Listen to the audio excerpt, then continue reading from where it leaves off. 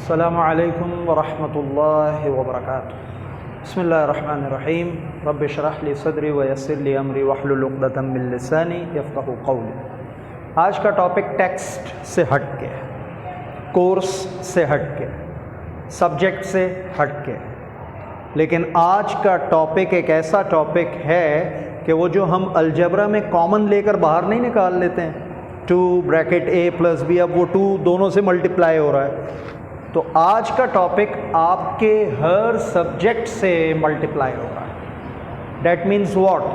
That means this कि इधर आप इंग्लिश की स्टडी कर रहे हैं, बायोलॉजी की कर रहे हैं, इस्लामियात की कर रहे हैं, किसी भी सब्जेक्ट की स्टडी कर रहे हैं, तो ये टॉपिक जो है वो उन तमाम सब्जेक्ट से रिलेटेड है। और इसका टॉपिक का नाम क्या है? How to study. स्टडी करें तो करें कैसे? देखा नहीं है कुछ स्टूडेंट्स को, आंसर सामने आया और जस्ट क्रैमिंग शुरू हो गई, हमने याद कर लिया, और 2 दिन बाद जब उनसे पूछें तो भूल गए। क्या रीज़न है? आज डिस्कस होगा। नंबर 2, एक और टॉपिक जो यहाँ पर देखा जाए, स्टूडेंट थक चुका है लेकिन फिर भी वो एक क्वेश्चन को याद करने की, प्रैक्टिस करने की कोशिश कर रहा है, नहीं समझ पा रहा। जो चीज़ें उसको ईजिली समझ आ जाती हैं, इवन उनको भी। तो ये सारी चीज़ें जो डिस्कस होंगी वो आज के टॉपिक में होंगी, और वो क्या है? How to study. इसमें स्टडी से रिलेटेड बहुत से मिसकंसेप्शंस को भी दूर किया जाएगा, और इसमें स्टडी से रिलेटेड बहुत से इफ़ेक्टिव पॉइंट्स भी बताए जाएंगे। लेकिन यहाँ पर मैं एक चीज़ मेंशन कर दूँ कि असल में जो ये टॉपिक है, ये हमारे कराची यूनिवर्सिटी की जो रिकमेंडेड बुक है ग्रेजुएशन की, इंग्लिश फॉर अंडर ग्रेजुएट, उसमें ADA के अंदर और जो है ये पढ़ाई जाती है, जो पहले BA, BCom, BSc वगैरह था, उसमें ये बुक पढ़ाई जाती है, और ये उसका एक टेक्स्ट है। तो और मैं समझता हूँ कि ये हर स्टूडेंट को उसकी स्टडी जैसे ही शुरू हो उसको ये पढ़ा देना चाहिए। ये उसका टेक्स्ट है जिसको आज मैं यहाँ अपनी वर्डिंग में थोड़ा इजी करके आप लोगों को जो है वो बताऊँगा।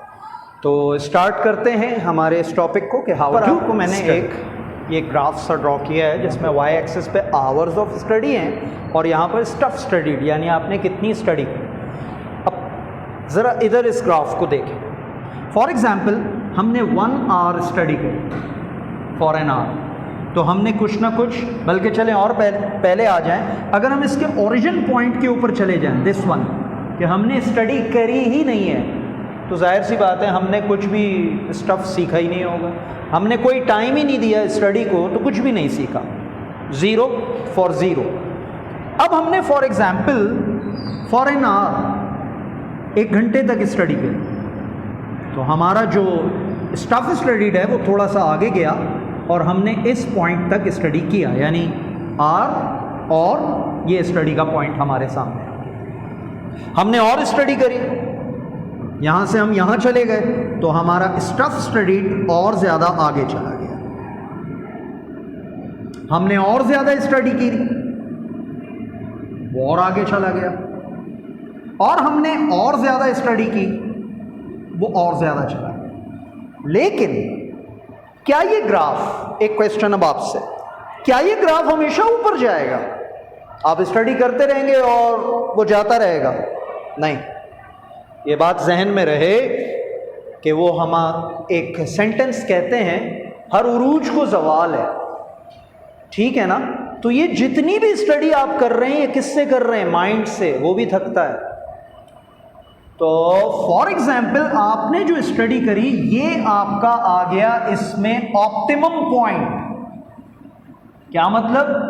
जितना आपका दिमाग स्टफ को स्टडी कर सकता था, समझ सकता था, कैप्चर कर सकता था, उसने कर लिया। लेकिन आपने और भी स्टडी करने की कोशिश की, 23 आवर्स स्टडी कर रहे हैं, 22 आवर्स स्टडी कर रहे हैं, तो याद रखें फिर ये ग्राफ ऊपर नहीं जाएगा बल्कि इसका डाउनफॉल शुरू हो जाएगा। यानी अब अगर आपने मजीद पढ़ने की कोशिश की तो वो ग्राफ ऊपर नहीं जा रहा, दिमाग में कुछ आएगा नहीं, बल्कि जो है उल्टा वो भी निकलना शुरू हो जाएगा। एक क्वेश्चन जो आप विद इन 10 मिनट समझ जाते हैं, अब वो आधा घंटा ले रहा है समझने को। और अल्लाह ना करे एक वक्त फिर ऐसा भी आएगा कि आप माइनस में जाना शुरू हो जाएंगे, यानी जो कुछ आपने स्टडी किया था वो भी आपके जहन से निकलना शुरू हो जाएगा। तो ये जो कहा जाता है ना, the more you study the more you learn, ये बिल्कुल सही है, लेकिन मैं इसमें चेंजिंग कर रहा हूँ। The more you study effectively the more you learn. आप जितना इफेक्टिव पढ़ेंगे उतना आप सीखेंगे। अगर आप इस ग्राफ को देखते रहें, आपने सारा टाइम स्टडी को दे दिया, तो याद रखें जो आपके दिमाग में है वो भी निकलना शुरू हो जाएगा, सारी मेहनत रायगाई चली जाएगी। तो ये पहला पॉइंट हमारे इस डिस्कशन के अंदर आया कि स्टडी का भी एक ऑप्टिमम लेवल होता है। उससे ज़्यादा अगर आपने स्टडी करने की कोशिश की तो वो स्टडी नहीं होगी, बल्कि जो स्टफ आपने स्टडी किया होगा आप उसको लॉस्ट कर जाओगे। ये हमारा फर्स्ट पॉइंट। अब सेकंड पॉइंट, ये जो ऑप्टिमम लेवल है ये किसको शो करता है कि जितना आप पढ़ सकते थे आपने पढ़ लिया, अब आपका दिमाग थक चुका है, आपका माइंड जो है वो एग्जॉस्टेड है। क्या दिमाग एग्जॉस्ट होता है? बिल्कुल होता है। आपकी बॉडी एग्जॉस्ट होती है, आप कोई वर्क करते हो थकती है, बिल्कुल थकती है। तो बिल्कुल इसी तरीके से दिमाग भी एग्जॉस्ट होता है, लेकिन दिमाग का एग्जॉस्शन का सिम्टम क्या है वो आप अपने जहन में रखें। एक पैराग्राफ को आप स्टडी करते हैं और नॉर्मल रूटीन में अगर एक पैराग्राफ 10 मिनट आपने पढ़ा, वो आपके दिमाग में बिल्कुल जो है वो इंस्टॉल्ड हो जाता है। हाँ, बहुत अच्छा है। लेकिन वैसा ही पैराग्राफ आप पढ़ रहे हैं, दिमाग में नहीं जा रहा, पढ़ रहे हैं, दिमाग में नहीं जा रहा, इट मीन्स आप अपने ऑप्टिमम पे पहुंच चुके हैं और आपका दिमाग थक चुका है। अब इस दिमाग को रेस्ट की ज़रूरत है। तो दूसरा पॉइंट हमारे सामने, फर्स्ट पॉइंट कि हमारी स्टडी का भी एक ऑप्टिमम लेवल होता है, बियॉन्ड दैट ऑप्टिमम लेवल जाने की ज़रूरत नहीं है। नंबर 2, ऑप्टिमम लेवल पर आपका दिमाग एग्जॉस्टेड है, जिसका सिम्टम क्या है कि एक पैराग्राफ या कोई भी एक क्वेश्चन जो बहुत इजीली 5 to 10 मिनट्स में हो रहा था वो अब आप कर ही नहीं पा रहे, समझ जाएंगे आपका दिमाग थक चुका है। पॉइंट नंबर 3, अगर दिमाग थक गया है, ब्रेन एग्जॉस्शन में आप चले गए हो, तो अब ब्रेन का रेस्ट क्या है? आप चेयर पे बैठ जाएं और सोच रहे हैं इसी के बारे में, यार वो फिज़िक्स का न्यूमेरिकल कैसे सॉल्व करूँगा, यार वो इंग्लिश में जो है ना वो एलिमेंट्स ऑफ पोइट्री को देखना है, वो कैसे होगा, सोच रहे वही हैं। ये दिमाग का रेस्ट नहीं है। हमारी बॉडी को रेस्ट मिलता है जब हम बिस्तर पे लेट जाएं, चेयर पे जाके बैठ जाएं, दिमाग को नहीं। दिमाग तो उस वक्त भी काम कर रहा है, आप सो रहे हैं, दिमाग उस वक्त भी काम कर रहा है। आपकी बॉडी को कंट्रोल करके उसने रखा है, आपके सिस्टम्स को कंट्रोल करके रखा है। तो दिमाग का रेस्ट क्या है? ये थर्ड बहुत इंपॉर्टेंट क्वेश्चन है। तो दिमाग का रेस्ट है वैरायटी। दिमाग का रेस्ट क्या है? वैरायटी। वैरायटी किसको कहते हैं? आपने 4, 5, 6 घंटे क्या किया? पढ़ा, है ना? तो दिमाग को रेस्ट देने का तरीका यह है कि पढ़ना छोड़ दें, कुछ और करें, जाएं बाहर खेलें, तिलावत कर लें, दुरूद शरीफ पढ़ लें, नहीं है कुकिंग कर लें अगर आती हो, ये नहीं कि खाना ज़ाया करो, तेल महंगा है, नहीं है बाहर चले जाएं, राउंड लगा लें, थोड़ी फैमिली के साथ गपशप लगा लें। ये तो दिमाग का रेस्ट क्या है? उसे वैरायटी दो। जो काम कर रहे हो वो ना करो, बस कोई और काम करो, ये इसकी वैरायटी है। मैं स्टूडेंट्स को देखता हूँ लगे हुए हैं, वो क्रैमिंग कर रहे हैं, मार रट्टे लगा रहे हैं, पढ़ रहे हैं। सॉरी, मैंने रट्टे लगाने का वर्ड इसीलिए यूज़ किया क्रैमिंग का कि अमूमन हमारे यहाँ यही होता है। वो पढ़े जा रहे हैं, कोई रेस्ट नहीं दे रहे दिमाग को, और आखिर में कह रहे हैं पता नहीं क्यों ये बात मुझे समझ ही नहीं आ रही, हालांकि वो बहुत ईजी होती है। दिमाग एग्जॉस्टेड हुआ होता है, और उसका बेहतरीन तरीका वैरायटी, किसी और काम में उसको लगाओ। इवन बल्कि मैं तो जो टीचर्स हमारे साथ हैं उनको भी कहता हूँ कि भाई अगर 45 मिनट का तुम्हारा लेक्चर है, 20 मिनट्स पढ़ाने के बाद 2-3 मिनट कोई और एक्टिविटी ऐसी करो कि वो जो दिमाग एग्जॉस्टन की तरफ जा रहा है ना वो वापस आ जाए। तो 3 पॉइंट्स हो गए। हमारी स्टडी का भी एक ऑप्टिमम लेवल है, द बेस्ट पॉइंट, जिससे आगे नहीं जाना। 2, दिमाग भी एग्जॉस्ट करता है, थकता है, लेकिन उसकी एग्जॉस्शन और हमारी बॉडी की एग्जॉस्शन में फ़र्क है। 3, दिमाग एग्जॉस्ट हो गया है, कैसे पता चलेगा? एक पैराग्राफ, एक सम, एक क्वेश्चन जो आप बहुत ईजिली कर लेते हो, वो आपसे हो ही नहीं पा रहा, समझ जाएं कि वो एग्जॉस्ट हो चुका है। और चौथी बात कि दिमाग अगर एग्जॉस्ट हो गया है तो उसको रेस्ट देने का बेहतरीन तरीका वैरायटी। नंबर 4, चौथे नंबर पर यहां एक और बहुत इंपॉर्टेंट पॉइंट आता है। हमारा दिमाग कितने घंटे स्टडी करके थक जाता है, इसका कोई एक्यूरेट वैल्यू मैं आपको नहीं दे सकता, वो आप खुद निकालें। वो डिपेंड करता है लोगों पे, डिपेंड करता है काम के एनवायरनमेंट पे, डिपेंड करता है आप कौन सा सब्जेक्ट स्टडी कर रहे हो। लेकिन जो एजुकेशनलिस्ट हैं उन्होंने 5 आवर्स अ डे की जो स्टडी है, इफेक्टिव स्टडी जिसमें आप और कुछ ना करो, उसको द बेस्ट करार दिया है। लेकिन वो 5 आवर्स भी एट अ स्ट्रेच नहीं, विद गैप्स। 1 घंटा पढ़ लिया, थोड़ा सा रेस्ट लिया, 1 घंटे तक आपने एक सब्जेक्ट को टाइम दिया, फिर उठे, थोड़ी सी चाय पी ली, थोड़े बाहर चले गए, फिर दूसरे को, like this at a stretch. तो 5 आवर्स एक एवरेज है कि ये एक अच्छी स्टडी है, और अगर आप उससे ज़्यादा कर सकते हैं तो भी ठीक है। तो ये डिपेंड करता है इंसान पे, टाइम पे, एनवायरनमेंट पे, टेम्परेचर पे इवन, और सब्जेक्ट के ऊपर कि आप कौन सा सब्जेक्ट पढ़ रहे हो, इजी है, मुश्किल है, लॉजिकल है, या किस किस्म का है। ठीक, तो इस पे हम कोई राय नहीं दे सकते, ये आपने खुद देखना है। वही कि एक टॉपिक पढ़ रहे हैं और बहुत ईजिली वो आप समझते हैं कि हमें समझ में आ जाता है, और वो आपको समझ नहीं आ रहा, ये एक इंडिकेटर है कि दिमाग थक गया।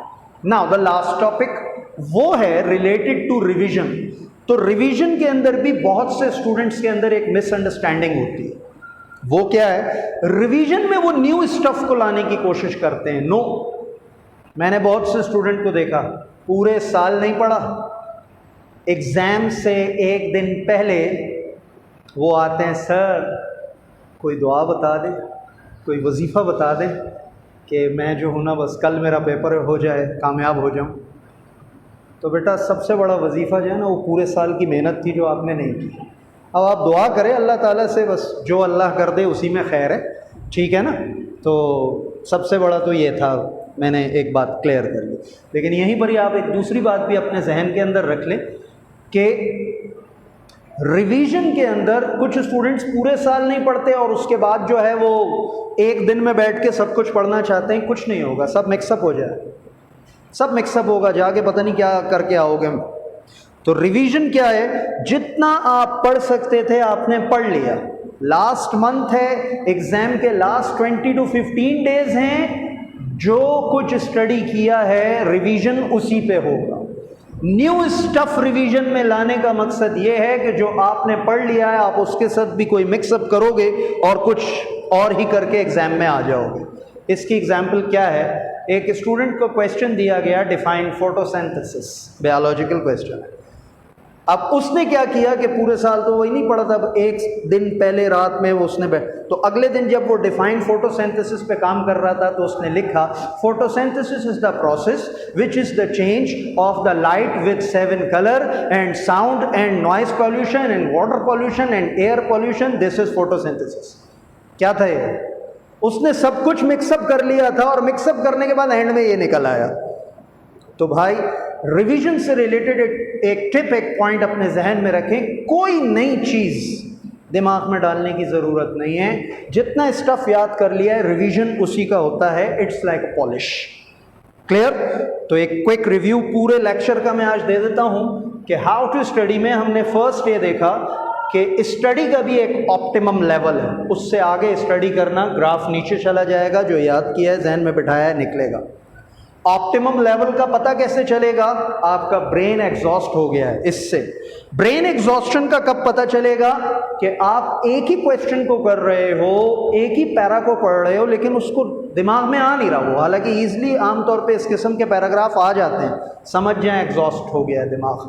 दिमाग का रेस्ट क्या है, उसे वैरायटी दें। एवरेज स्टडी का बेहतरीन टाइम कितना है, 5 hours, but not at a stretch. इसके अंदर थोड़ा सा जो है वो गैप होना चाहिए। और मिसअंडरस्टैंडिंग अबाउट रिवीजन क्या है कि रिवीजन में न्यू टॉपिक्स दिमाग के अंदर डालना नहीं, जो हैं जस्ट उसी को रिवाइज करना। तो आगे आप लोगों के इम्तिहान होने वाले हैं, अल्लाह आप सबको जो है वो कामयाब फरमाए।